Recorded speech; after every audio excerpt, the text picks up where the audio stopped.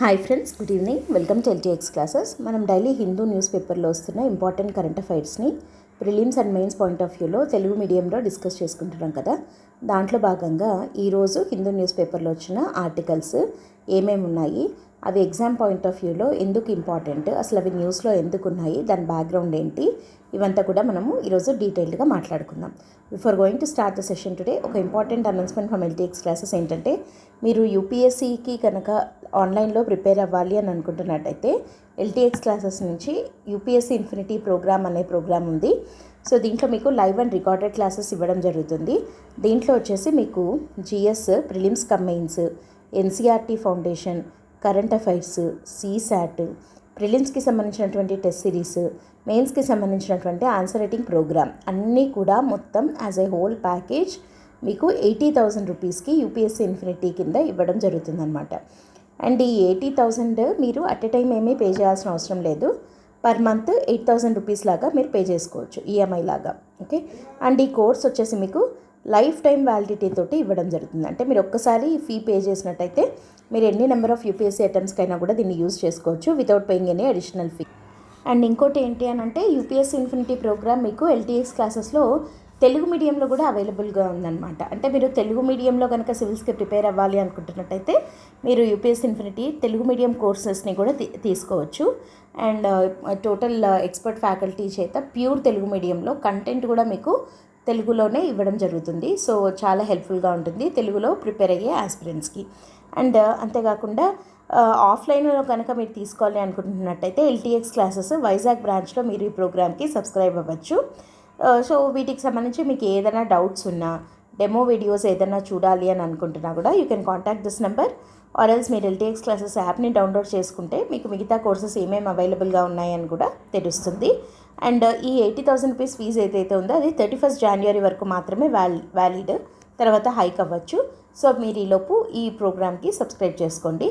And ఎల్టీఎక్స్లో ఉన్న మిగతా కోర్సెస్ని కూడా ఒకసారి గో త్రూ అవ్వండి. మీకు ఏదైనా హెల్ప్ఫుల్గా ఉంటే సబ్స్క్రైబ్ చేసుకోవచ్చు. ఓకే. సో ఏ డౌట్స్ ఉన్నా కూడా ఈ నెంబర్ని కాంటాక్ట్ అయితే మీకు ఫుల్ గైడెన్స్ అనేది ఇవ్వడం జరుగుతుంది. So let us start our session today. ఈరోజు హిందూ న్యూస్ పేపర్లో వచ్చిన ఇంపార్టెంట్ ఆర్టికల్స్ ఏమేమి ఉన్నాయి అని అంటే, మొత్తం మనకి ఈరోజు మెయిన్స్కి సంబంధించినటువంటి ఆర్టికల్సే ఎక్కువగా ఉన్నాయన్నమాట ప్రిలిమ్స్ కన్నా కూడా. దాంట్లో ఫస్ట్ వన్ వచ్చేసి బ్రిక్స్ ఇండియా సమ్మిట్ గ్రీన్ మరియు రెసిలియంట్ ఎజెండా అనేది అవసరము. అంటే హరిత మరియు స్థితిస్థాపక అజెండా అనేది అవసరము బ్రిక్స్ ఇండియా సమ్మిట్లో భాగంగా అని చెప్పి హెడ్డింగ్ తోటి ఒక ఎడిటోరియల్ ఆర్టికల్ రావడం జరిగింది హిందూ న్యూస్ పేపర్లో. సో అసలు ఇది ఎందుకు వార్తల్లో ఎందుకుంది, ఫస్ట్ ఆఫ్ ఆల్ అది తెలిస్తే మనకి మెయిన్ అంటే దాన్ని ఎందుకు మనం చదవాలి అనేది తెలుస్తుంది కదా, ఏ యాంగిల్లో చదవాలి అనేది తెలుస్తుంది. ఈ ఆర్టికల్ వార్తల్లో ఎందుకుంది అంటే, 2023లో G20 అధ్యక్ష పదవిని విజయవంతంగా నిర్వహించిన తర్వాత భారతదేశం తదుపరి బ్రిక్స్ సమ్మిట్కు ఆతిథ్యం ఇవ్వడానికి సిద్ధమవుతోంది. మనం G20 సక్సెస్ఫుల్గా చేసాం కదా, లైక్ హోస్ట్ చేయడం జరిగింది, ఇండియాలో నిర్వహించడం జరిగింది G20 సమ్మిట్ని. హ్యూజ్ సక్సెస్ అయింది అది. ఆ తర్వాత మళ్ళీ ఇప్పుడు మనము బ్రిక్స్ సమ్మిట్ను జరపబోతున్నాము. బ్రిక్స్ దేశాలకు మనము ఆతిథ్యం ఇవ్వబోతున్నాం 2026లో. ప్రపంచవ్యాప్తంగా వాతావరణ అనిశ్చితి, బలహీనపడుతున్న బహుళపక్షవాదము మరియు అభివృద్ధి చెందుతున్న దేశాల బలహీనతల దృష్ట్యా భారతదేశం బ్రిక్స్ వేదికను హరిత, స్థితిస్థాపక మరియు వాతావరణ ఆర్థిక సహాయం చుట్టూ మలచాలి అని చెప్పి ఈ ఆర్టికల్ చెప్తోందనమాట. సో ఈ ఆర్టికల్ రాసినటువంటి ఆథర్ ఏమని అంటున్నాడు అంటే, ప్రస్తుతం మన ప్రపంచంలో ఎలాంటి ఇష్యూస్ ఉన్నాయి, ఒక పక్క చూస్తే వాతావరణ అనిశ్చితి అంటే క్లైమేట్ చాలా అనిశ్చితిగా ఉందన్నమాట. లైక్ అంటే ఒకసారి ఉన్నట్టు ఇంకోసారి లేకపోవడము ఇట్లా ఉంది. అండ్ బహుళపక్షవాదమేమో బలహీనపడిపోతుంది. మనము దీనికి ఎగ్జాంపుల్ లాగా లైక్ మనం నిన్న మొన్న ఆర్టికల్స్లో కూడా ఏం చెప్పుకున్నాము, స్మాల్ టేబుల్స్ బిగ్ డివిడెండ్స్ అని చెప్పి ఒకటి చెప్పుకున్నాం. అంటే మల్టీలేటరల్స్ కన్నా కూడా మినీ లేటరల్స్ అనేవి ఇప్పుడు చాలా అవసరము. బహుళపక్షము అని అనేవా అంటే పెద్ద పెద్ద గ్రూపుల్లో భాగంగా ఉండేదానికన్నా కూడా చిన్న చిన్న గ్రూపుల్లో మనం ఉంటే మనకు ఎక్కువ లాభాలు అనేవి ఉంటాయి అని చెప్పి బలహీనపడుతున్న బహుళపక్షవాదం గురించి మాట్లాడుకున్నాము. అండ్ అంతేకాకుండా అభివృద్ధి చెందుతున్న దేశాల యొక్క బలహీనతలను గ్లోబల్ సౌత్ యొక్క బలహీనతను దృష్టిలో పెట్టుకొని భారతదేశము జరగబోతే ఈ బ్రిక్స్ సమ్మిట్కి ఆతిథ్యం ఇస్తోంది కాబట్టి అక్కడ మన అజెండా ఎలా ఉండాలి అని చెప్పి ఇక్కడ ఈ ఆర్టికల్ రాసినటువంటి ఆథర్ అంటున్నారు. అంటే హరిత, స్థితిస్థాపక మరియు వాతావరణ ఆర్థిక సహాయం చుట్టూ మన అజెండా అనేది ఉండాలి అని చెప్పి మాట్లాడడం జరుగుతుందన్నమాట. సో అసలు దీని యొక్క ప్రధాన ఉద్దేశం ఏంటి అని అంటే, విచ్ఛిన్నమవుతున్న ప్రపంచ క్రమంలో వాతావరణ చర్యలు మరియు స్థితిస్థాపక పైన బ్రిక్స్ అనేది ఒక స్థిరమైన శక్తిగా ఎదగగలదు. సో వీటిని ఎదుర్కోవడానికి ఈ బ్రిక్స్ సమ్మిట్, ఈ బ్రిక్స్ గ్రూపులు ఉన్నాయి కదా, ఇవి ఒక స్థిరమైన శక్తిగా ఎదగగలవు. భారతదేశం ఆతిథ్య దేశంగా గ్లోబల్ సౌత్ ప్రాధాన్యతలను ప్రతిబింబించేలా ఒక సమగ్ర హరిత అజెండాను నడిపించాలి అని చెప్పి చెప్తుందన్నమాట ఈ ఆర్టికల్. మనము భారతదేశం కదా ఇక్కడ ఆతిథ్య దేశంగా ఉంటుంది కాబట్టి ఇది దేనికి ప్రాధాన్యత ఇవ్వాలి? గ్లోబల్ సౌత్ ప్రాధాన్యతలను దృష్టిలో పెట్టుకొని వాటిని ప్రతిబింబించేలాగా ఒక హరిత అజెండాను మనము తయారు చేసుకోవాలి అని చెప్పి ఈ వ్యాసం యొక్క లక్ష్యం అన్నమాట. సరే, ఇప్పుడు ప్రపంచ సందర్భము బ్రిక్స్ యొక్క ప్రాధాన్యత. బ్రిక్స్కి ఎందుకు అంత ఇంపార్టెన్స్ అంటే, బ్రిక్స్ దేశాలు ఈ బ్రిక్స్ గ్రూపింగ్ యొక్క ఇంపార్టెన్స్ ఏంటి అనేది చూద్దాము. దానికి గల కారణాలు ఏంటి అంటే, ఫస్ట్ వన్, బహుళపక్షవాదంలో ఉన్నటువంటి సంక్షోభం. మనము నిన్నటి ఆర్టికల్లో అదే ఇందాక చెప్పుకున్న స్మాల్ టేబుల్స్ బిగ్ డివిడెండ్స్ దాంట్లో కూడా ఏమని చెప్పుకున్నాము, ఇండియాకి, భారతదేశానికి మరియు యూరోపియన్ యూనియన్ ఉంది కదా, సో దాంతో బాగుండాలి. తర్వాత బ్రిక్స్ దేశాలు ఈ బ్రిక్స్ గ్రూపింగ్తో మంచిగా ఉండాలి. అండ్ మూడోది వచ్చేసి క్వాడ్ ఉంది కదా, Bharat, Japan, US, Australia. So ఈ క్వాడ్ దేశాలతోటి మన సంబంధాలను బాగుపరుచుకుంటే మనకు మంచి లాభాలు ఉంటాయి. అంటే పెద్ద పెద్ద లైక్ G20 కానీ, యునైటెడ్ నేషన్స్ కానీ అంతంత పెద్దవి కాకుండా ఇట్లా చిన్న చిన్న గ్రూపింగ్లలో భారతదేశం భాగంగా గనక ఉంటే మనకు ఎక్కువ ఉపయోగాలు ఉంటాయి అని చెప్పుకున్నాం కదా. సో మల్టీలేటరలిజం అంటే బహుళపక్షవాదం సంక్షోభంలో ఉంది ప్రస్తుతం. సో అట్లాంటి దానివల్ల కింది కారణాల వల్ల వాతావరణ సహకారం ఒత్తిడికి లోనవుతోంది. దేనివల్ల? వాతావరణ కట్టుబాట్లపై అమెరికా వెనుకడుగు వేస్తోంది. ప్రతిసారి అంటే ఈ ప్యారిస్ క్లైమేట్ చేంజ్ అగ్రిమెంట్ ఉంటుంది, ప్యారిస్ ఒప్పందము, దాని నుంచి అమెరికా వెళ్ళిపోతుంది, మళ్ళీ చేరుతుంది, మళ్ళీ వెళ్ళిపోతుంది. సో అనిశ్చితి అనేది ఉందన్నమాట. అమెరికా ఎప్పుడూ ఇట్లాంటి వాతావరణం కట్టుబాట్లపైన వెనకడుగు వేస్తూనే ఉంటుంది, లేదా స్పష్టతన ఇవ్వదు. సో అట్లాంటి సందర్భంలో తర్వాత భద్రత మరియు ఆర్థిక ఒత్తిళ్ల మధ్య ఐరోపా దేశాలలో వాతావరణ చర్యలపైన ఆసక్తి తగ్గింది. ఎందుకు? ఈ గొడవలు, ఈ లైక్ వీళ్ళు ఎక్కువగా యుద్ధాలు ఇట్లాంటివి ఎదుర్కోవాల్సి వస్తుంది కాబట్టి వాతావరణ చర్యలపైన వాళ్ళు ఆసక్తి అనేది తగ్గిపోయింది. ఎందుకంటే వాళ్ళు భద్రత మీద దృష్టి ఎక్కువ పెట్టాల్సి వస్తుంది. అండ్ నెక్స్ట్, UNFCCC పరిధిలోని సంస్థలపైన పెరుగుతున్నటువంటి ఒత్తిడి. UNFCCC అంటే United nations framework convention on climate change అంటాం కదా. సో దాని కిందకి వచ్చే సంస్థలపైన ఒత్తిడి పెరగడము ఫలితంగా ప్రపంచ వాతావరణ నాయకత్వంలో శూన్యత అనేది ఏర్పడింది.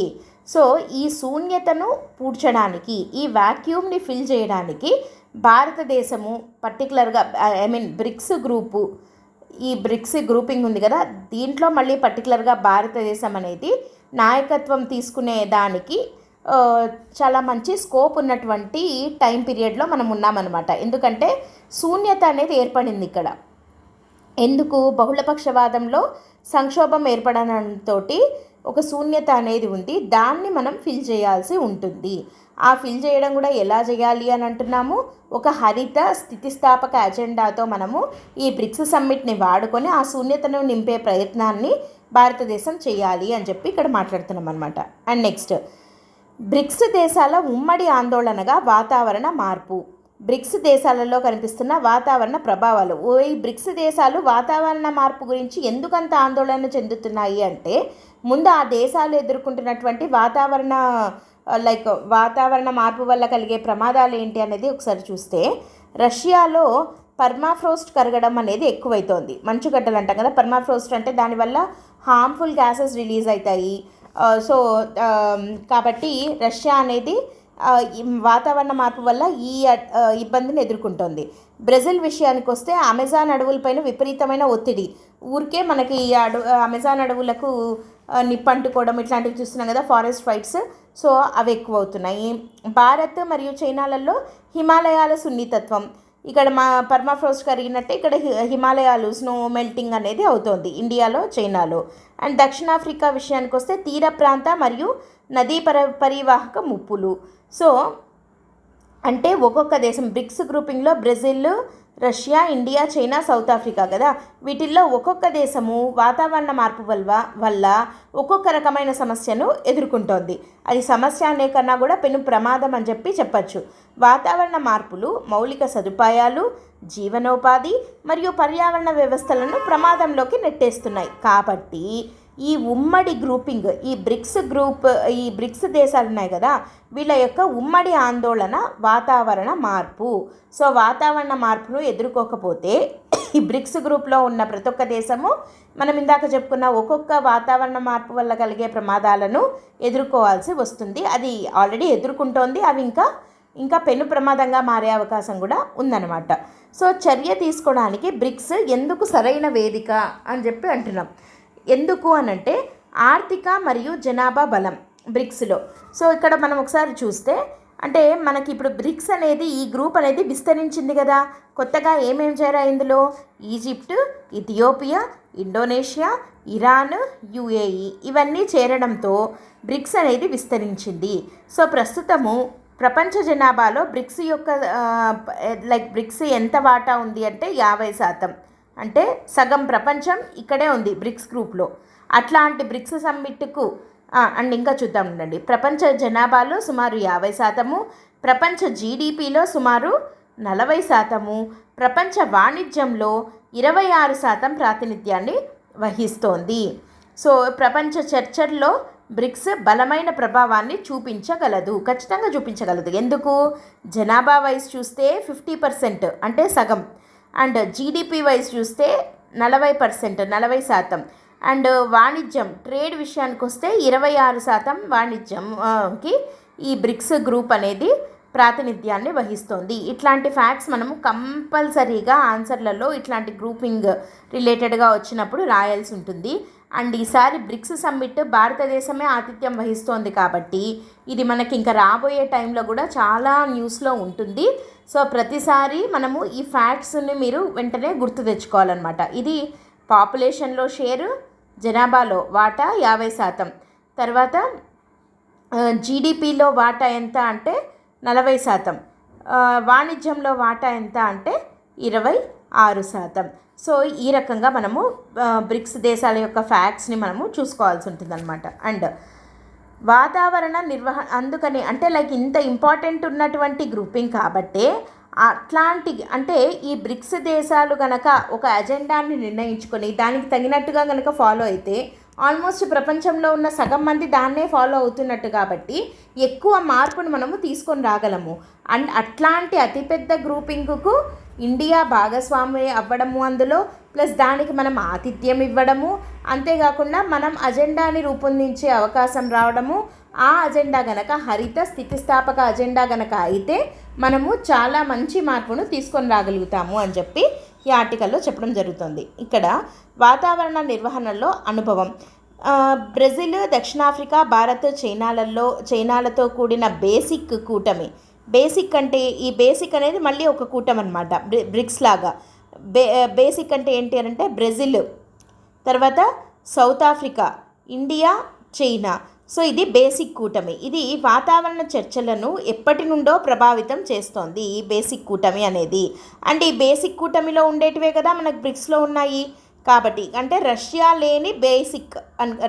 లేని బ్రిక్స్ని బేసిక్ అంటాం. సో అభివృద్ధి అవసరాలు మరియు వాతావరణ చర్యల మధ్య సమతుల్యతను సాధించడంలో వీరికి పట్టు ఎక్కువ. ఎవరికి? బేసిక్ కూటమికి. అంటే అట్లా అభివృద్ధి కావాలి, అలా అని వాతావరణ చర్యలు చేపట్టకుండా ఉంటాము అంటే అది కూడా కాదు. ఆ రెండింటి మధ్య ఏముండాలి? ఒక సమతుల్యత, ఒక బ్యాలెన్స్ అనేది ఉండాలన్నమాట. పర్యావరణం కోసం అని అభివృద్ధిని వదులుకోకూడదు, అభివృద్ధి పనుల కోసం అని చెప్పి పర్యావరణాన్ని మనము నిర్లక్ష్యం చేయకూడదు. సో రెండింటి మధ్య ఒక సమతుల్యతను తీసుకొని రావడంలో ఈ బేసిక్ కూటమికి చెందినటువంటి దేశాలకు చాలా అనుభవం ఉంది. అండ్ ఈ బేసిక్ కూటమి దేశాలే కదా మనకి బ్రిక్స్ గ్రూప్లో కూడా ఉన్నాయి, కాబట్టి ఆ అనుభవం ఇక్కడ చాలా హెల్ప్ అవుతుంది అని అంటున్నాం. నెక్స్ట్, వాతావరణ ఆర్థిక సహాయం, దీన్నే క్లైమేట్ ఫైనాన్స్ అంటాము. ఇది ప్రధాన అంశం అవ్వబోతోంది. సో గ్లోబల్ సౌత్ దేశాలలో అనుకూలత మరియు ఉపశమన చర్యలు నిధులపైనే ఆధారపడి ఉన్నాయి. సో ప్రస్తుతం అందుతున్నటువంటి నిధులు ఏంటి?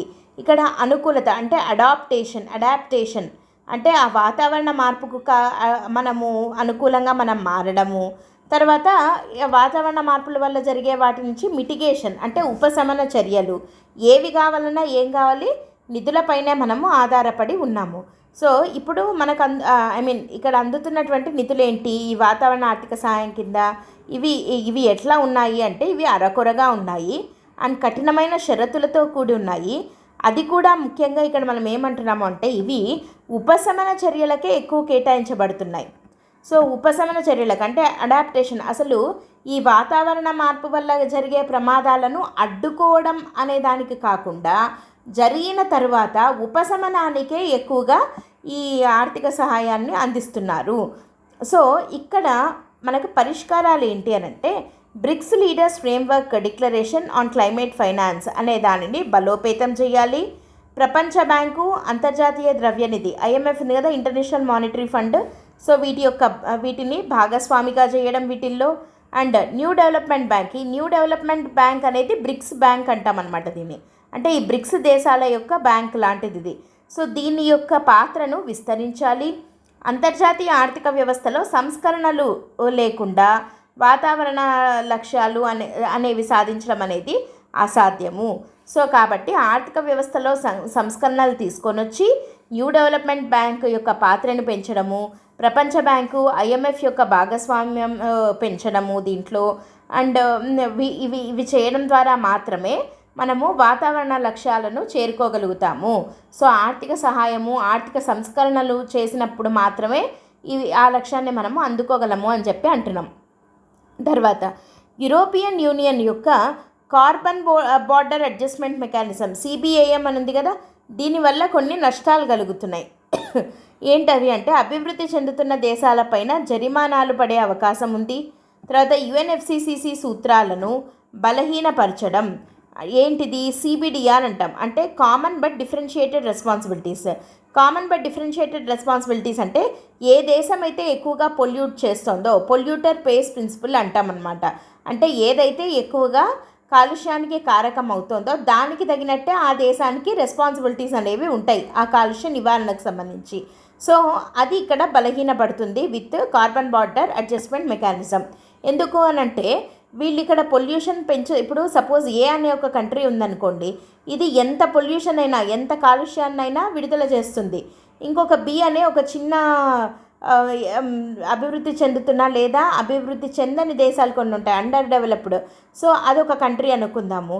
సో వీళ్ళు కాలుష్యము అసలు చెయ్యట్లేదు. ఇప్పుడు ఏమవుతుంది అని అంటే కార్బన్ బార్డర్ అడ్జస్ట్మెంట్ మెకానిజం కింద వీళ్ళు వాళ్ళకి నిర్దేశించినటువంటి పరిధి ఏదైతే ఉందో కార్బన్ డైఆక్సైడ్ ఈ కార్బన్ ఉద్గారాల యొక్క విడుదలకి ఆ లిమిట్ దాటి ఎంతైతే విడుదల చేస్తున్నారో అంత ఈ దేశానికి అమ్ముతారనమాట. లైక్ అంటే వీళ్ళు వాళ్ళకి అమ్మచ్చు క్రెడిట్ల రూపంలో, కార్బన్ క్రెడిట్స్, దీన్నే కార్బన్ ట్రేడింగ్ అని కూడా అంటాము.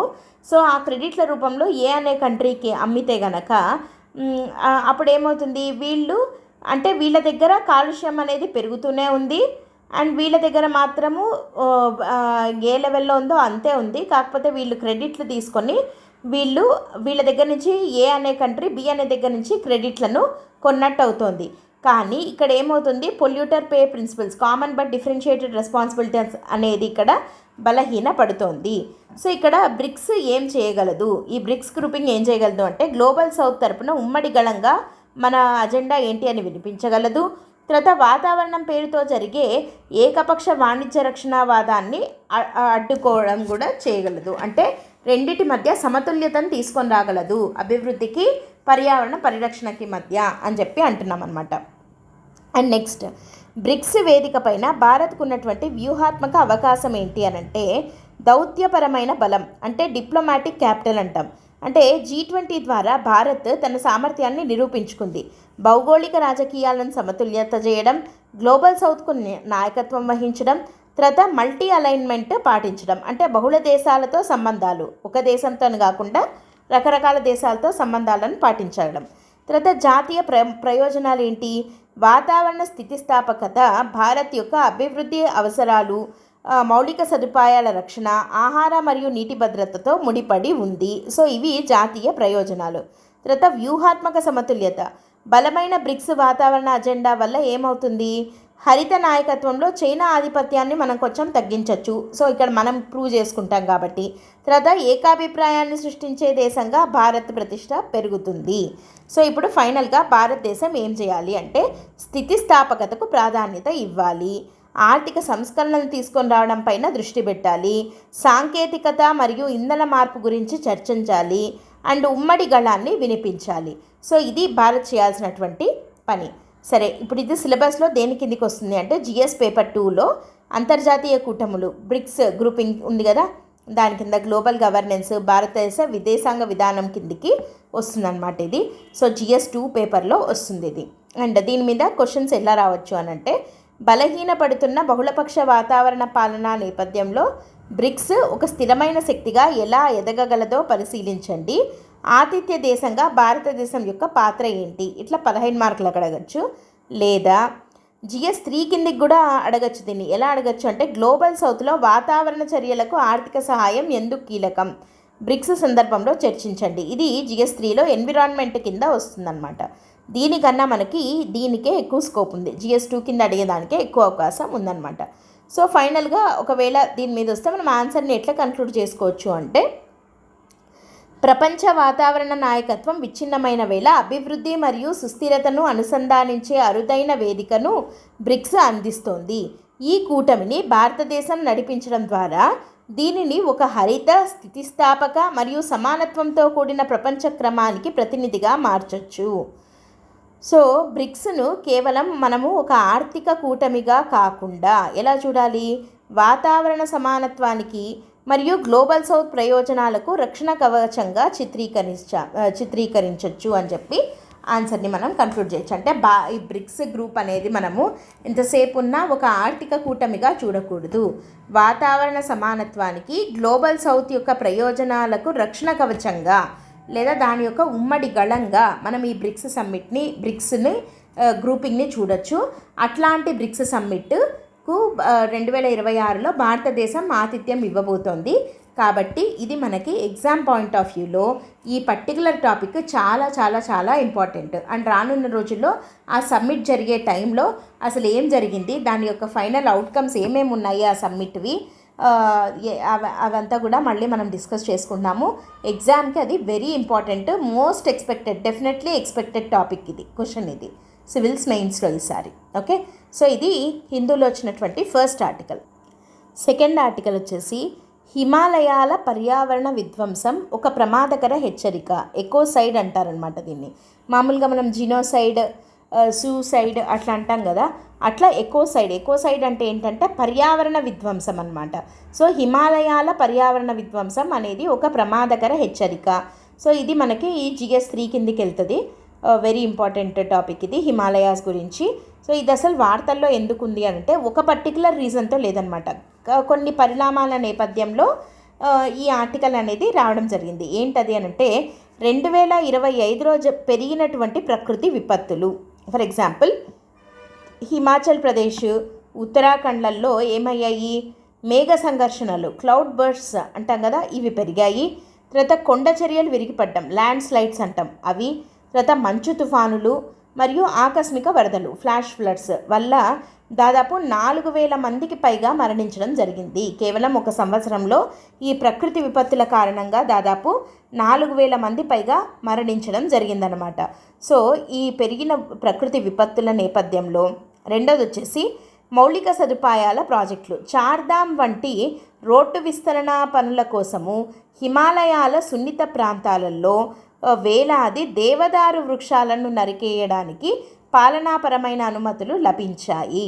సో మౌలిక సదుపాయాల రూపకల్పన కోసం తీసుకొని వస్తున్నటువంటి ఈ ప్రాజెక్టుల వల్ల హిమాలయాల యొక్క సున్నిత ప్రాంతాలు దెబ్బతింటున్నాయి అని అంటున్నాం. మూడోది ఏంటి?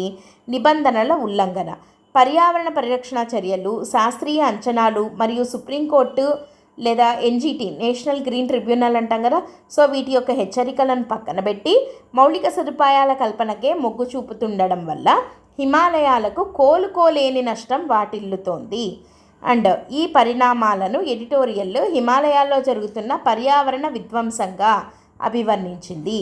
ఎకోసైడ్ అని మనం ఎందుకు అంటున్నాము అని అంటే 2025లో పెరిగినటువంటి ప్రకృతి విపత్తులు, మౌలిక సదుపాయాల ప్రాజెక్టులు, నిబంధనల యొక్క ఉల్లంఘన, ఈ మూడిటి వల్ల మనము ప్రస్తుతం జరుగుతున్నది ఎకోసైడ్గా మనకి ఈ ఆర్టికల్లో డిస్కస్ చేయడం జరిగిందనమాట.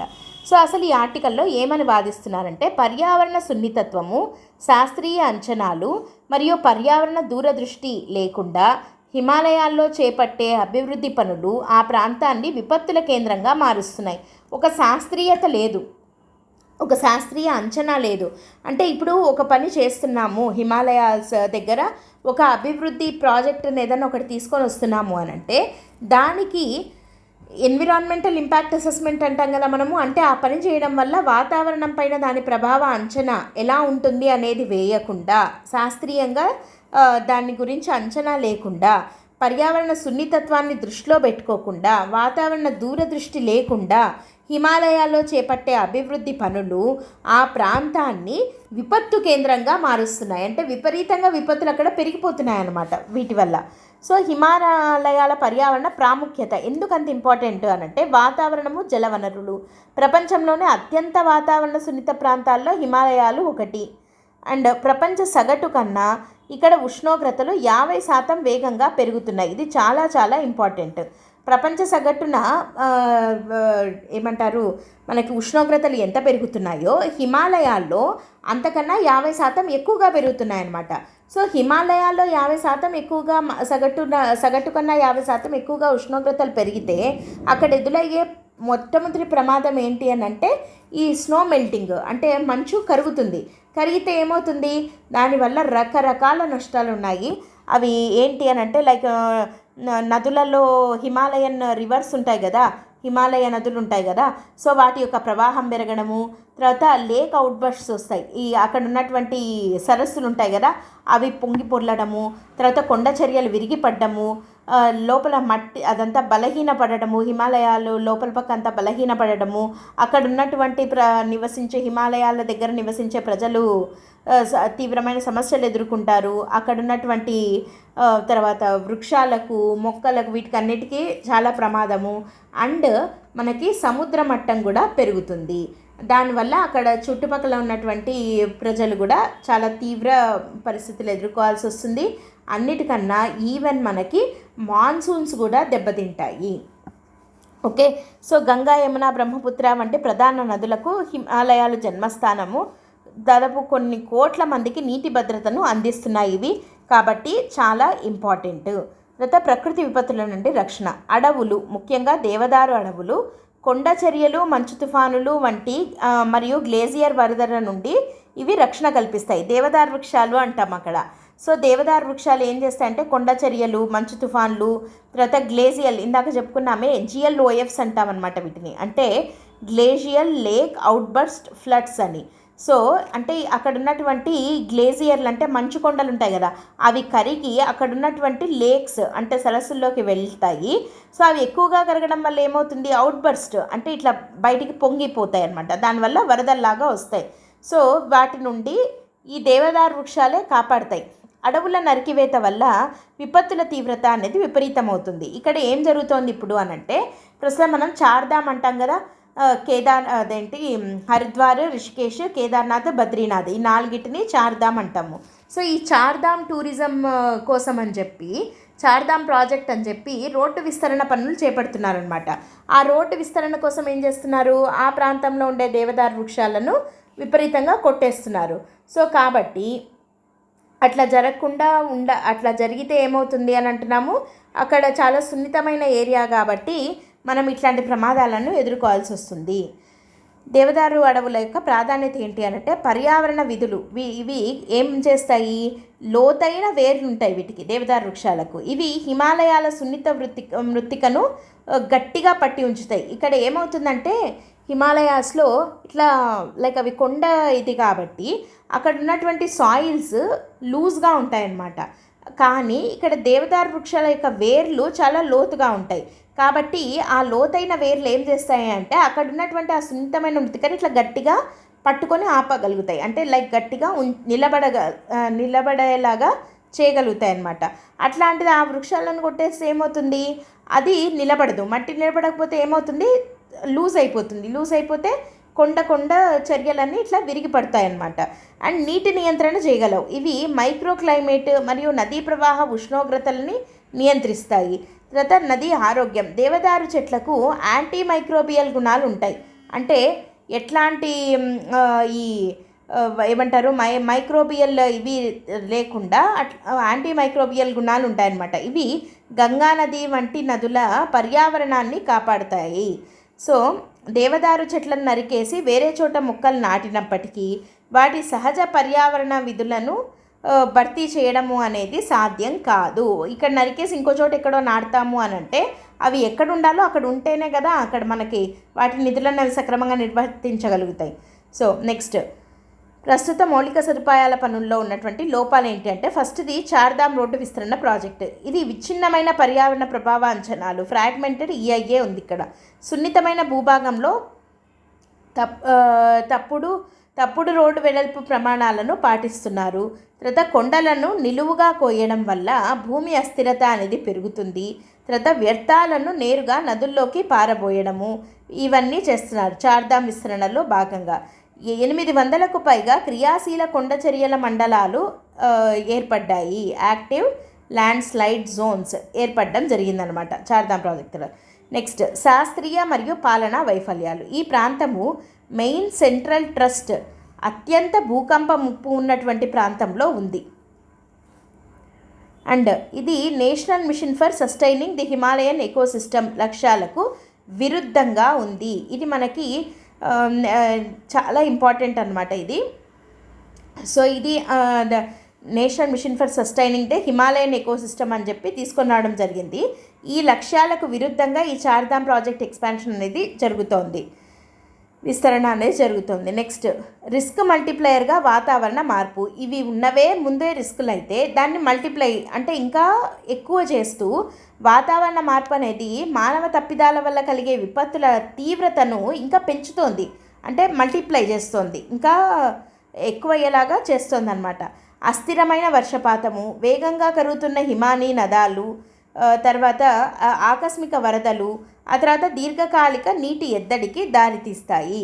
సో ఇక్కడ వర్షపాతం అనేది అస్థిరంగా ఉంది, ఎప్పుడు పడాలో అప్పుడు ఎంత పడాలో అంత పడట్లేదు. తర్వాత హిమానీ నదాలు అంటే ఈ గంగా యమున ఈ హిమాలయాల్లో పుట్టిన నదులు ఉంటాయి కదా, అవి వేగంగా కరిగిపోతున్నాయి, ఎక్కువ అవుతున్నాయి. తర్వాత ఆకస్మికంగా వరదలు వస్తున్నాయి. ఇవన్నీ కూడా ఇక్కడ వాతావరణం ఆల్రెడీ ఉన్నటువంటి రిస్క్ని ఇంకా పెంచుతున్నాయి అన్నమాట.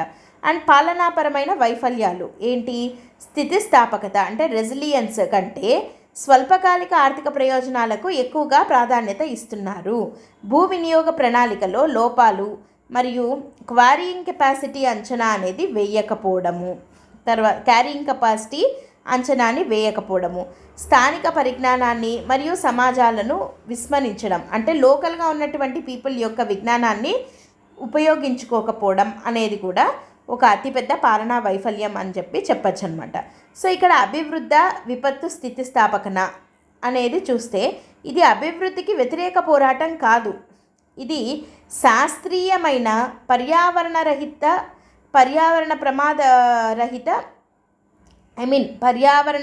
అభివృద్ధి కోసం జరిగే పోరాటం. పర్యావరణ స్థిరత్వం లేకపోతే సరిహద్దు భద్రత, కనెక్టివిటీ మరియు పర్యాటకం ఏవి కూడా స్థిరంగా ఉండవు.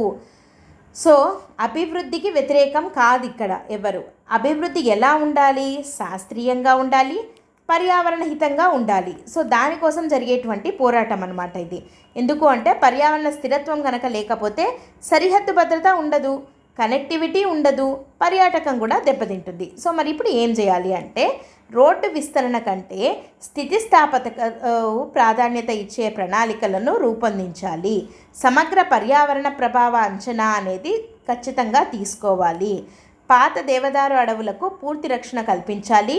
కీలక ప్రాంతాలను పర్యావరణ సున్నిత మండలాలుగా ఎకోసెన్సిటివ్ జోన్స్గా డిక్లేర్ చేయాలి, ప్రకటించాలి. అండ్ ప్రాజెక్టులన్నీ national action plan on climate change NAPCC దీని కింద 8 మిషన్స్ ఉన్నాయన్నమాట. సో ఈ NAPCC కిందనే ఇందాక మనం చెప్పుకున్న NMSHE కూడా ఉంది. సో దానికి అనుగుణంగా తీసుకొని రావాలి.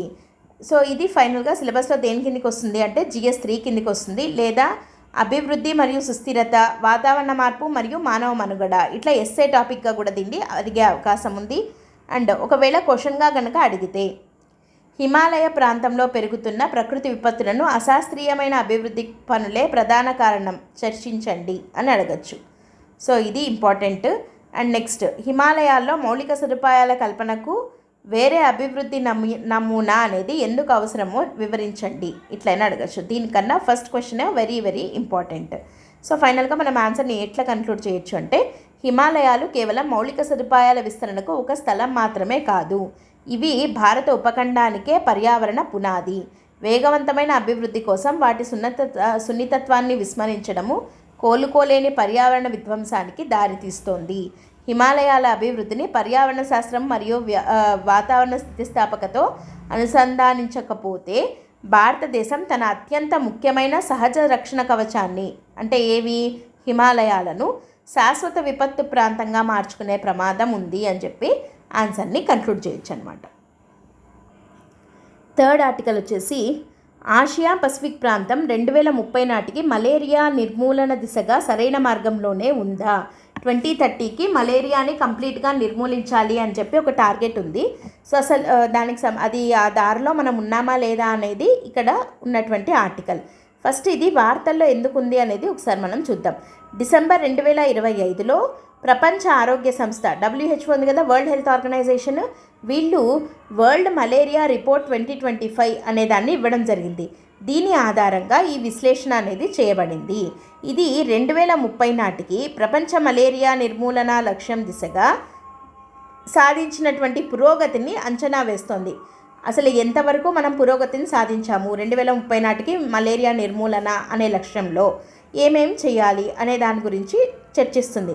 ఆగ్నేయాసియాలో మలేరియా కేసులు తగ్గుముఖం పట్టినప్పటికీ కొన్ని ఆందోళనలు వ్యక్తమవుతున్నాయి. అవి ఏంటి అనంటే డ్రగ్ రెసిస్టెన్స్, అంటే ఆర్టిమిసినిన్ అనేది వాడతారు కదా, దీని ఆధారిత ఔషధాలకు మలేరియా పరాన్నజీవిలో నిరోధకత పెరుగుతోంది. అంటే దాంట్లో రెసిస్టెన్స్ పెరుగుతోంది, అంటే అది వాడినా కూడా మలేరియా రాకుండా ఆపలేకపోతున్నాం. అండ్ నెక్స్ట్, పురోగతి నిలిచిపోవడం, కొన్ని దేశాల్లో కేసులు మళ్ళీ పెరగడము లేదా తగ్గకపోవడం, అంటే ఒక చోట ఆగిపోయిందనమాట. నెక్స్ట్, నిధుల కొరత, మలేరియా నిర్మూలన కార్యక్రమాలకు అంతర్జాతీయ నిధులు తగ్గిపోయాయి. సో ఈ మూడు ఇక్కడ ఆందోళనను వ్యక్తం చేస్తున్నాయి. 2030కి ఈ రకంగా ఉన్నాయే, మనం ఆ లక్ష్యాన్ని చేరుకోగలమా లేదా అని.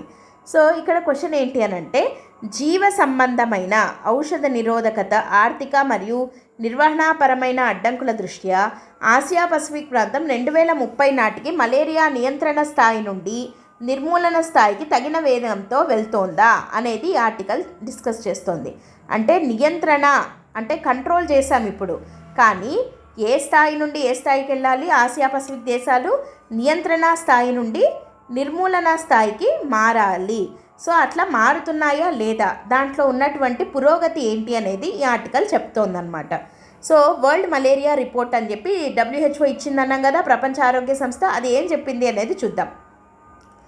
దీంట్లో సానుకూల పోకడలు గురించి ఏం చెప్తోంది, హెచ్చరిక సంకేతాలు WHO ఏమిస్తోంది అంటే ఆసియా పసిఫిక్లో మలేరియా కేసులు నికరంగా తగ్గాయి. టోటల్గా చెప్పాలంటే నెట్ తగ్గాయన్నమాట. 2023లో 9.6 మిలియన్ల మలేరియా కేసులు ఉంటే 2024లో వచ్చేసరికి 8.9 మిలియన్స్కి తగ్గాయి. ప్రధానంగా పాకిస్తాను, కాంబోడియా, తర్వాత లావో, వియత్నాం, వీటిల్లో కూడా పురోగతి అనేది కనిపిస్తోంది. శ్రీలంక, చైనా, తైమూర్ లెస్టే, వంటి దేశాలు ఇప్పటికే మలేరియా రహిత హోదాను సాధించేశాయి. చైనా, శ్రీలంక, తైమూర్ ఇట్లాంటి దేశాలు ఆల్రెడీ మలేరియా రహిత దేశాలు అయ్యాయి. And Pakistan, Cambodia, Lao, Vietnam వీటిల్లో కూడా మలేరియా నియంత్రణ అనేది పెరిగింది. ఓవరాల్గా కేసులు 9.6 మిలియన్ల నుంచి 2023లో 2024 వచ్చేసరికి 8.9 మిలియన్లకే తగ్గిందనమాట. సో ఆ రకంగా చూస్తే ఇవి సానుకూల పోకడగా మనం చెప్పచ్చు ఈ రిపోర్ట్ ప్రకారం. కానీ హెచ్చరిక సంకేతాలు ఏంటి అంటే పురోగతి అన్ని చోట్ల సమానంగా లేదు. కొన్ని దేశాల్లోనే ఉంది, అన్నిట్లో లేదు. ప్రారంభంలో విజయం సాధించిన కొన్ని దేశాల్లో మళ్ళీ మలేరియా విజృంభిస్తోంది. నెక్స్ట్, నిర్మూలనకు ఎక్కువ ఖర్చయ్యే కీలక దశలో 2025లో నిధుల కేటాయింపులు తగ్గడం అనేది అత్యంత ఆందోళన చెందాల్సినటువంటి విషయము. సో అసలు మరి ఇంత కష్టం ఎందుకు అవుతుంది మలేరియా నిర్మూలన అంటే ఔషధ నిరోధకత అంటే డ్రగ్ రెసిస్టెన్స్ అనేది ఎక్కువ అవుతుంది. ప్రాథమిక చికిత్స అయిన ఆర్టిమిసిన్ బేస్డ్ కాంబినేషన్ థెరపీస్ అని యాక్ట్ అంటాము. వీటికి నిరోధకత పెరుగుతోంది. ఇది ఒక దేశానికి పరిమితం కాకుండా ప్రాంతీయ సమన్వయంతో ఎదుర్కోవాల్సినటువంటి సవాల్ అన్నమాట ఇది. తర్వాత నిధుల పరిమితులు.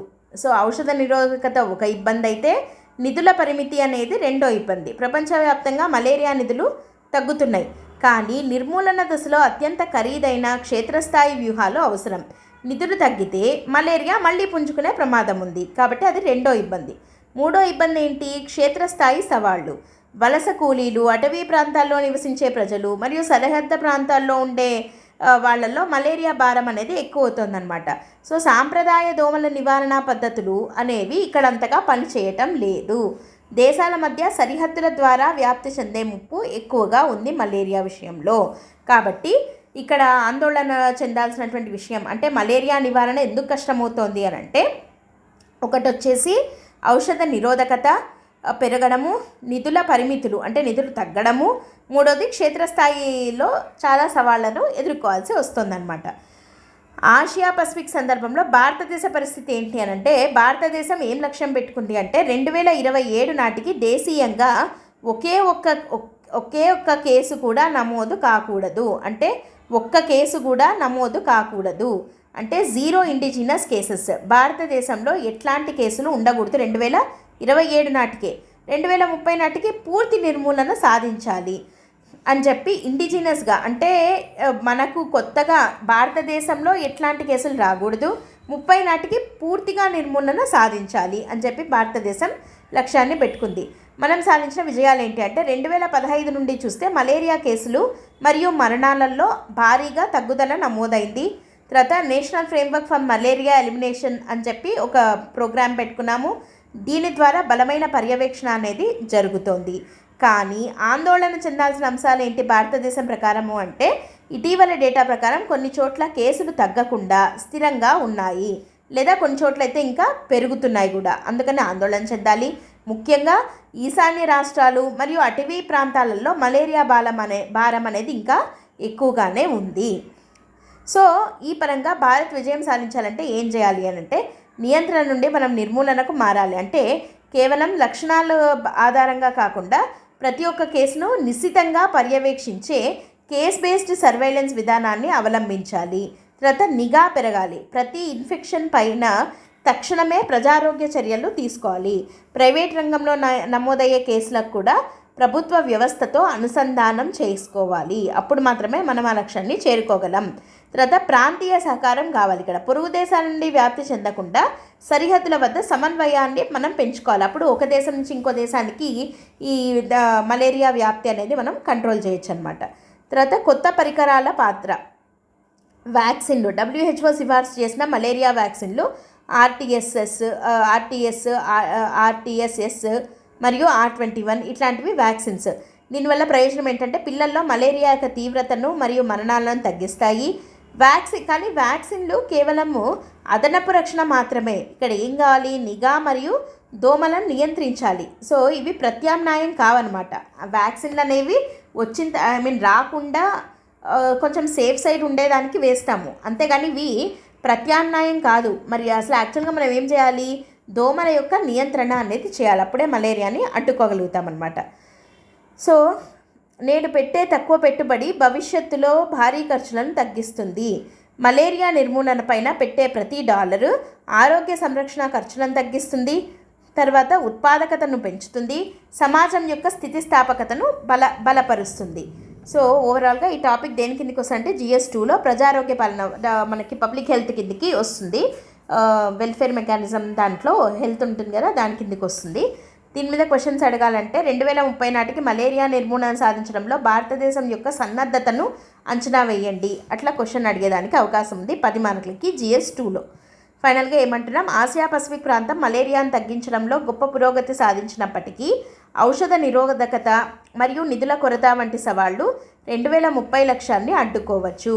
భారతదేశం వంటి దేశాలు కేవలం నియంత్రణ నుండి నిర్మూలన దిశగా పటిష్టమైన నిఘా మరియు ప్రాంతీయ సహకారంతో ముందుకు వెళ్ళినప్పుడే ఈ లక్ష్యం అనేది సాధ్యపడుతుంది అని చెప్పి ఆన్సర్ని కంక్లూడ్ చేయొచ్చు. నియంత్రణ నుండి నిర్మూలన దిశగా ఇట్లాంటి వాటిని క్యాచీగా ఉండే వాటిని కొంచెం సైడ్ హెడ్డింగ్స్గా పెడితే ఆన్సర్లో మంచి పాయింట్స్, మంచి మార్క్స్ వచ్చేదానికి అవకాశం ఉంటుందన్నమాట. సో ఇవి ఈరోజు హిందూ న్యూస్ పేపర్లో వచ్చినటువంటి ఇంపార్టెంట్ ఆర్టికల్స్. 3 కూడా మెయిన్స్కి సంబంధించినవే, చాలా చాలా ఇంపార్టెంట్ టాపిక్స్. అండ్ వీటిని ఈ బ్రిక్స్ ఇట్లాంటివి మనకి ఇంకా ఫర్దర్గా కూడా కంటిన్యూ అవుతాయి, న్యూస్లో వస్తూనే ఉంటాయి. వాటిని కూడా మనం డిస్కస్ చేసుకుందాం. Okay, that's it for today. Thanks for listening. All the best. By.